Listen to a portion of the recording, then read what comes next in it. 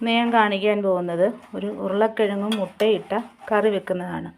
അതിനായിട്ട് നമ്മൾ സവാള ഇതുപോലെ അരിഞ്ഞു വെച്ചിട്ടുണ്ട്, പച്ചമുളക്, കറിവേപ്പില, വെളുത്തുള്ളി, ഇഞ്ചി. ഇതിനകത്ത് ചേർക്കാൻ വെച്ചേക്കുന്നത് ഗരം മസാലപ്പൊടി 1 സ്പൂണ്, മല്ലിപ്പൊടി 2 സ്പൂണ്, മുളക് പൊടി 1 സ്പൂണ്, മഞ്ഞൾപ്പൊടി 1/2 സ്പൂണ്, കുരുമുളക് പൊടി 1/2 സ്പൂണ്. തേങ്ങാപ്പാൽ എടുത്തിട്ടുണ്ട്. ഇത് കട്ടിയുള്ള തേങ്ങാപ്പാലാണ്. ഒരു ചീനിച്ചട്ടി എടുത്ത് വെച്ചിട്ടുണ്ട്, എണ്ണ ഒഴിച്ചിട്ടുണ്ട്, കടുക് ഇട്ടിട്ടുണ്ട്. കടുക് എല്ലാം പൊട്ടി വരുമ്പോഴത്തേന് ഈ അരിഞ്ഞു വെച്ചേക്കുന്ന എല്ലാം എടുത്ത് നമ്മൾ അതിനകത്തോട്ടിട്ട് ഒന്ന് വഴറ്റിയെടുക്കണം. ഇനി ഉള്ളിയെല്ലാം വഴന്നു വന്നിട്ടുണ്ട്. ഇനി ഉരുളക്കിഴങ്ങ് എടുത്ത് അതിനകത്തോട്ടിട്ടൊന്ന് വഴറ്റിയെടുക്കണം. ഇനി ആവശ്യത്തിന് ഉപ്പിട്ട് കൊടുക്കാം. പിന്നെ ആ എടുത്ത് വെച്ചേക്കുന്ന പൊടികളെല്ലാം അതിനകത്തോട്ടിട്ടൊന്ന് വഴറ്റിയെടുക്കണം.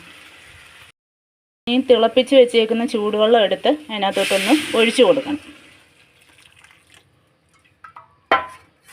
ഇതെല്ലാം ഒന്ന് അടച്ച് വെച്ച് വേവിച്ചെടുക്കണം.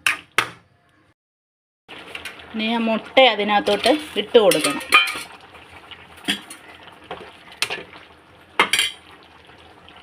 തേങ്ങാപ്പാൽ അതിനകത്തോട്ട് ഒഴിച്ചു കൊടുക്കണം. ഇപ്പോൾ കറി റെഡി ആയിട്ടുണ്ട്. നിങ്ങൾക്ക് ഇതുപോലെ ട്രൈ ചെയ്ത് നോക്കാവുന്നതാണ്. എൻ്റെ വീഡിയോ ഇഷ്ടപ്പെട്ടാൽ ലൈക്ക് ചെയ്യുക, ഷെയർ ചെയ്യുക, കമൻറ്റ് ചെയ്യുക, സബ്സ്ക്രൈബ് ചെയ്യുക.